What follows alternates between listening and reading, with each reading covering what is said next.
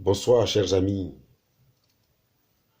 Sois béni. Merci pour ce temps que tu prends pour m'écouter.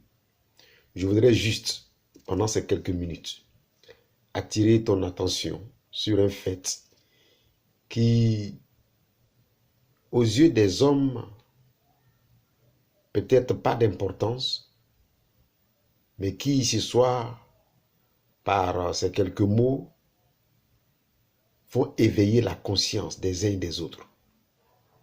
Je voudrais, au travers de cette petite prêche, t'amener à comprendre et à réaliser qu'il y a un fait très important que nous négligeons. Et pourtant, c'est pendant que nous sommes en vie qu'il faut y réfléchir. Je voudrais tout simplement te poser une petite question. Après la mort, où iras-tu?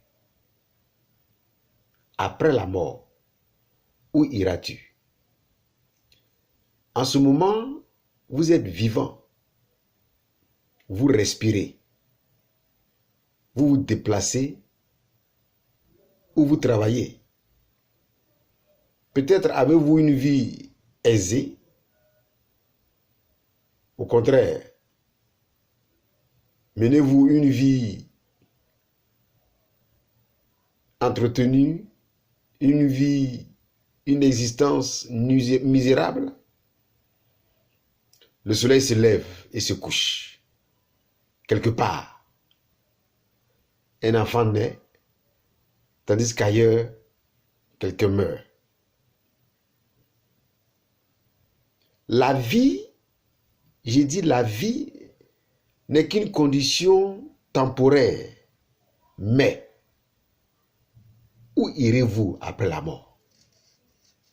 Où irez-vous après la mort?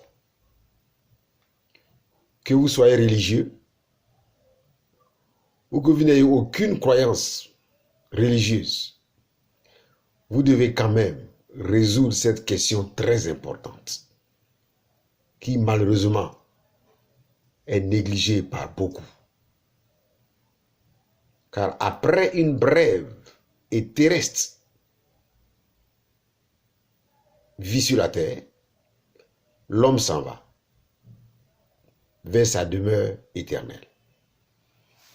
Cela, Ecclésiaste, le sage, le dit dans son livre, le chapitre 12, le verset 7.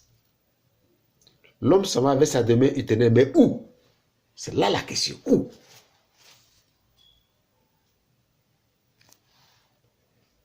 Le cimetière où l'on vous enterrera ne peut pas ensevelir votre âme. Même si votre corps est incinéré par un bûcher funéraire, le feu ne peut consumer votre âme. Si vous arrêtez de périr en haute mer, votre âme ne pourrait pas se noyer. Voilà une réalité que beaucoup négligent. Et on se donne tant de peine sur la terre. Les uns se disent, laisse ma vie, c'est ma vie, je vis ma vie. Mais sache une chose, que pour toute cette vie-là sur la terre, Dieu t'appellera un jour en jugement. Tu répondras de tes actes, de la vie qu'il t'a donnée. Alors, où iras-tu? Ecclésiaste dit, crains Dieu et observe ses commandements. C'est là ce que doit faire tout homme. Crains Dieu et observe ses commandements. C'est là ce que doit faire tout homme. Car Dieu amènera toute œuvre en jugement. Au sujet de tout ce qui est caché, soit bien, soit mal. Réfléchis à ces quelques paroles. Car le jour viendra où ces paroles seront devant toi. Tu te diras que tel jour, à telle heure, il y a un de mes serviteurs qui a parlé du jugement. Qu'en as-tu fait? Je voudrais terminer pour dire Tu peux échapper à toutes ces choses à une seule condition, que tu acceptes le Seigneur Jésus-Christ qui te fera passer de la mort à la vie. Car c'est à cause de toi, sur la croix du calvaire, il a été flagellé. Son corps a été meurtri, son côté percé, à cause de toi, à cause de moi. Moi, j'ai la vie. Et toi? J'ai Jésus. Est-ce que tu as Jésus? Si tu as Jésus, tu as la vie. Si tu n'as pas Jésus, tu n'as pas la vie, car tu n'as pas de propriétaire. C'est pour cela que je t'invite, mon frère, ma soeur, toi qui m'écoutes ce soir, à donner ta vie à Jésus. Viens à Jésus tel que tu es, quel que soit tes nombreux péchés.